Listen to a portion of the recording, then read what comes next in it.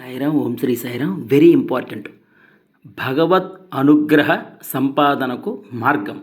ఎవరిని తృప్తిపరిచినా భగవంతుణ్ణి తృప్తిపరిచినట్లే తోటి మానవులను తమ శుశ్రూషచే ఆరాధింపవలయను. అదే భగవదనుగ్రహ సంపాదనకు మార్గం. అదియే భగవంతుని అనుగ్రహ సంపాదనకు మార్గం.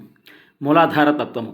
భగవంతుడు మీ వెంటనే, ఇంటనే, జంటనే, కంటనే సంచరిస్తున్నాడు. అసలు మీరే దైవ స్వరూపులు.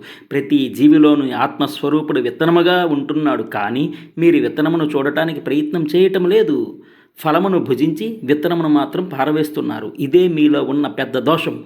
అనిత్యమైన వాటిని స్వీకరించి నిత్య సత్యమైన ఆత్మతత్వమును విస్మరిస్తున్నారు.